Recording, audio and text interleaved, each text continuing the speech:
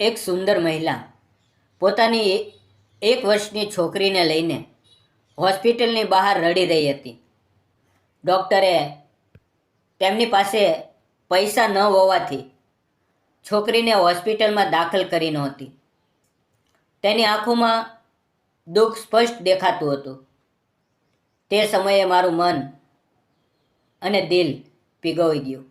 હું તેની પાસે ગયો અને મેં તેની મદદ કરી. તેને ઈલાજ માટે પૈસા આપ્યા અને પછી તેને મારા ઘરે કામ પર રાખી લીધી. એક સાંજે અમે બંને વાતો કરી રહ્યા હતા ત્યારે મેં તેનો હાથ મારા હાથમાં લીધો અને પછી કંઈક એવું બન્યું. તો નમસ્કાર મિત્રો, મારું નામ હિંમત છે. હું પ્રાઇવેટ કંપનીમાં નોકરી કરું છું. મારી ઉંમર 35 વર્ષની છે. મારા એક સગા એક મોટી હોસ્પિટલમાં દાખલ હતા. હું તેમની ખબર અંતર પૂછવા દવાખાને ગયો હતો.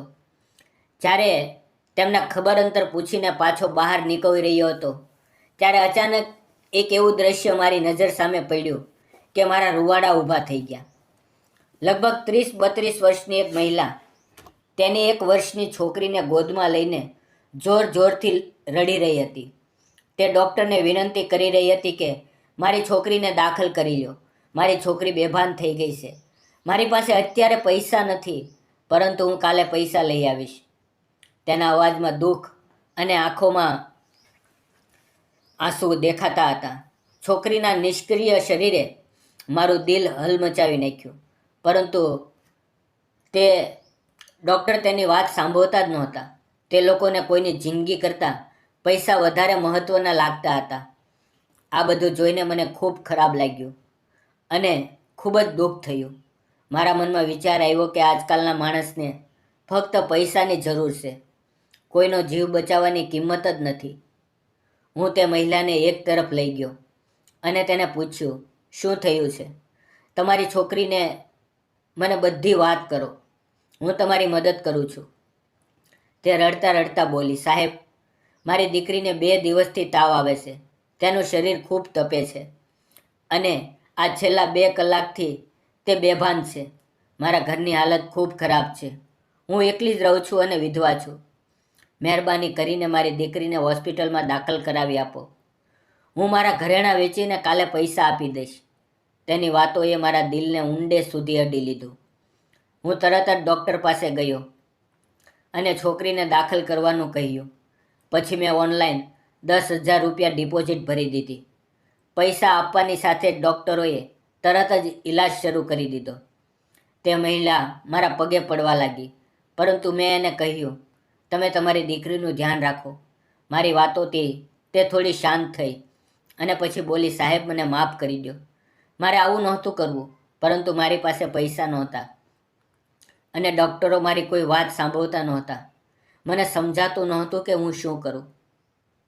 તે મારો ખૂબ આભાર માનવા લાગી. પછી મેં તેને મારા ઘરનું કાર્ડ આપ્યું અને કહ્યું, જો પૈસાની વધારે જરૂર પડે તો તરત મારી પાસે આવજો. અત્યારે હું થોડો જલ્દીમાં હતો એટલે ત્યાંથી ઘરે ચાલ્યો ગયો. પરંતુ રાત્રે જમીને હું સૂવા ગયો ત્યારે વારંવાર હોસ્પિટલનું દૃશ્ય મારી આંખો સામે આવતું હતું. તે સુંદર મહિલા પોતાની છોકરીને છાતી પર રાખીને રડી રહી હતી. એમાં શું બાળક, એ માની લાચારીતા મારા દિલમાંથી આ દૃશ્ય જવાનું નામ લેતું નહોતું. મને ખૂબ ખરાબ લાગતું હતું. મનમાં વારંવાર એક જ વિચાર આવતો હતો કે તેમની જેમ કેટલા બધા લોકો હશે જે પૈસાના અભાવમાં પોતાની જાન ગુમાવી દેતા હશે. આમ વિચાર કરતાં કરતાં રાત ક્યારે પસાર થઈ ગઈ ખબર જ ન પડી. સવારે હું ઝડપથી તૈયાર થયો અને મારી ગાડી લઈને ફરીથી તે મહિલા અને છોકરીને જોવા હોસ્પિટલમાં ગયો. તે પોતાની છોકરી પાસે બેસેલી હતી. હું દરવાજા પર પહોંચ્યો. તેણે મને જોયો ત્યારે તે ચોંકીને તરત ઊભી થઈ ગઈ અને તે બોલી, સાહેબ, તમે? હું સ્મિત કરીને બોલ્યો, બસ એમ જ. તમારી છોકરીની ચિંતા થઈ તેથી જોવા આવ્યો છું. હું તો છોકરી માટે નાળિયેરનું પાણી, બિસ્કિટ અને તે મહિલા માટે જમવાનું લઈને આવ્યો હતો. તેણે મને કહ્યું, સાહેબ, આ બધું શા માટે લાવ્યા છો? મેં કહ્યું, તમારી છોકરી માટે ખાવાની વસ્તુઓ અને તમારા માટે ભોજન છે, ખાઈ લો. તેની આંખોમાં આંસુ ભરાઈ આવ્યા. મેં તેને ખુરશી પર બેસાડી અને કહ્યું, તમે આરામથી ભોજન ખાઓ, ત્યાં સુધીમાં હું ડૉક્ટરને મળીને આવું છું. હું ડૉક્ટર સાહેબ પાસે ગયો. ડૉક્ટરે મને કહ્યું કે છોકરીને ટાઇફોઇડ થયો છે. તેનો ઈલાજ ચાલી રહ્યો છે. થોડું ધ્યાન રાખવું પડશે. અને ડૉક્ટર સાહેબને કહ્યું, સાહેબ, પૈસાની બિલકુલ ચિંતા ન કરશો. છોકરી સારી થવી જોઈએ. જેટલો પણ ખર્ચો થશે તે હું આપીશ. ડૉક્ટરે હા કરી. હું પાછો છોકરીને જોવા ગયો ત્યારે તેની માં તેની બાજુમાં જ બેઠેલી હતી. મેં તેને પૂછ્યું, તમારું નામ શું છે? તમે ક્યાં રહો છો અને શું કરો છો?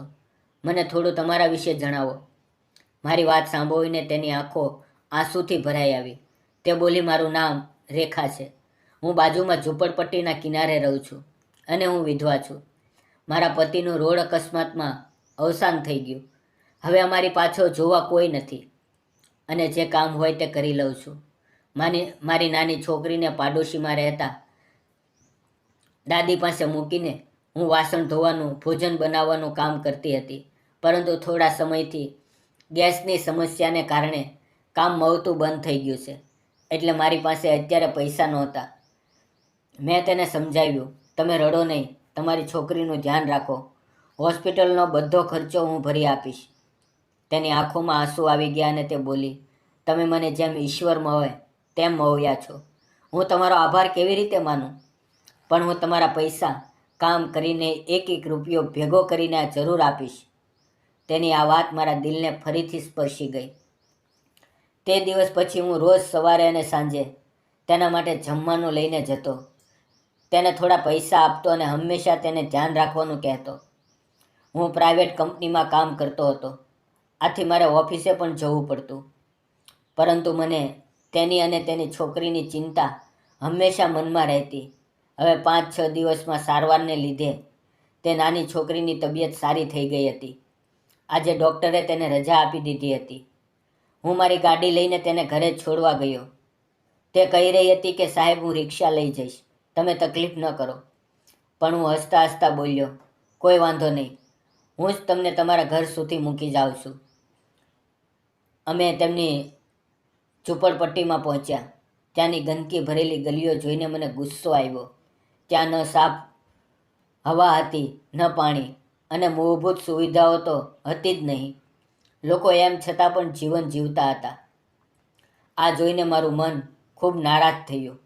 તે સમયે મને અનુભવ થયો કે આ દુનિયામાં ઘણા એવા લોકો છે જે આવી મુશ્કેલ પરિસ્થિતિઓમાં પણ સંઘર્ષ કરે છે અને કોઈની નાની મદદ પણ તેના માટે આખી જિંદગીની યાદગીરી બની જાય છે. તે મહિલા પાસે પતિનો સહારો નહોતો. તેની હાલત જોઈને મને ખૂબ દુઃખ થયું. મેં તેના ધીમા અવાજે પૂછ્યું, તમે આવી ગંદી જગ્યાએ કેમ રહો છો? મારી વાત સાંભળી અને ફરીથી તેની આંખોમાં આંસુ આવી ગયા અને તે બોલી, શું કરીએ સાહેબ? સમય આવા દિવસો બતાવે છે. જ્યારે મારા પતિ હતા ત્યારે બધું સારું હતું, પરંતુ હવે કોઈ સહારો નથી અને કામ પણ નથી, એટલે આવી હાલત આવી ગઈ છે. તેના શબ્દોમાં જે દુઃખ હતું તે મારું દિલ ચીરી ગયું. મેં તરત પૂછ્યું, શું તમે મારા ઘરે કામ કરશો? તેની આંખોમાં એક અજીબ ચમક આવી ગઈ અને તેણે તરત હા કરી દીધી. મેં તેને પૂછ્યું, તમે કેટલા પૈસા લેશો? તે પોતાના આંસુ લૂછતા લૂછતા બોલી, સાહેબ, તમે મારી ઉપર ઘણા ઉપકાર કર્યા છે. હું પૈસા નહીં લઉં, બસ મને અને મારી દીકરીને જમવાનું આપી દેજો. મારે બીજું કાંઈ નથી જોઈતું. અને મારી દીકરી જ્યારે મોટી થઈ જાય ત્યારે તેના ભણતરનો ખર્ચ ઉઠાવજો. મારી જિંદગીમાં બીજું કંઈ જ નથી.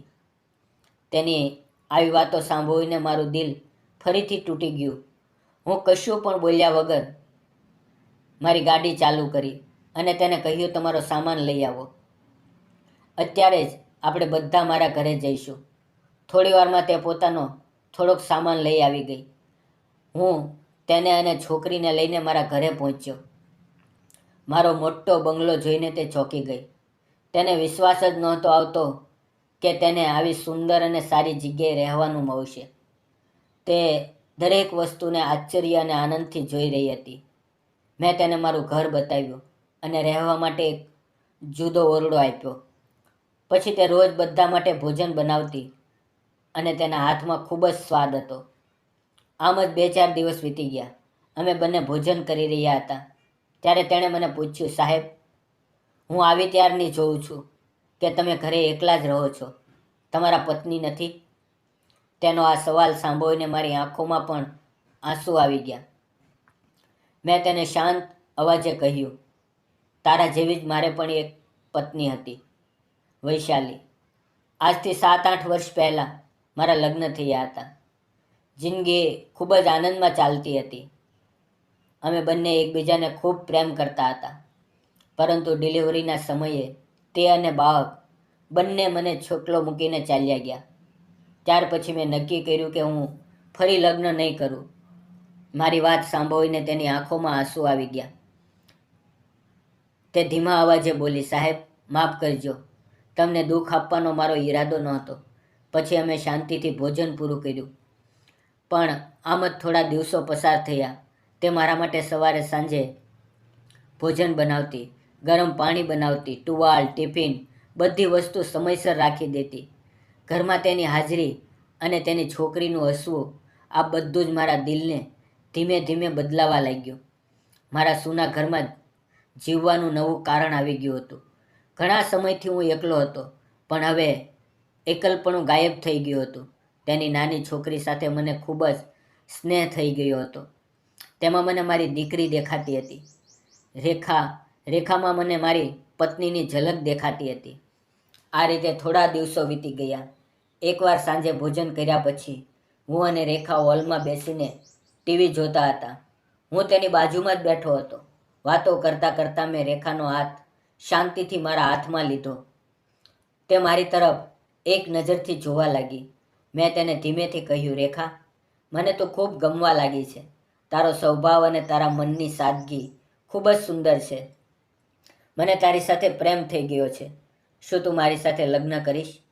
મારી વાત સાંભળી અને રેખાની આંખોમાં આંસુ આવી ગયા. તે રડતા રડતા બોલી, સાહેબ, તમારા જેવો માણસ નસીબદારને મળે છે. મને પણ તમે ખૂબ સારા લાગો છો. તમે મારી અને મારી છોકરી પર જે પ્રેમ અને કાળજી બતાવી છે તે હું દિલથી અનુભવું છું.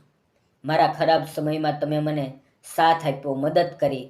આ હું ક્યારેય ભૂલી શકીશ નહીં.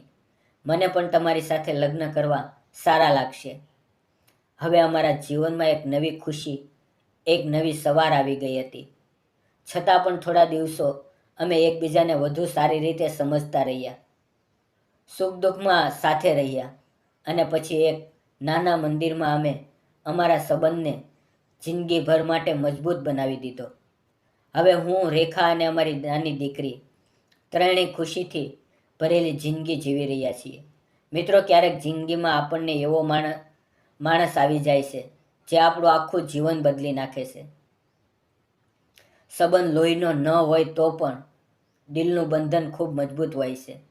રેખાની દીકરીને મેં મદદ કરી હતી, પરંતુ બદલામાં ઈશ્વરે મને એક પરિવાર, એક પત્ની અને એક દીકરી આપી. મિત્રો, વિશ્વાસ અને પ્રેમથી કોઈ પણ જિંદગી સુંદર બની શકે છે. યાદ રાખજો, કોઈના ખરાબ સમયમાં આપેલો સાથ તેની જિંદગીની સૌથી મોટી ભેટ હોય છે. મિત્રો, વિડીયો જોવા બદલ આપ સૌનો ધન્યવાદ મિત્રો.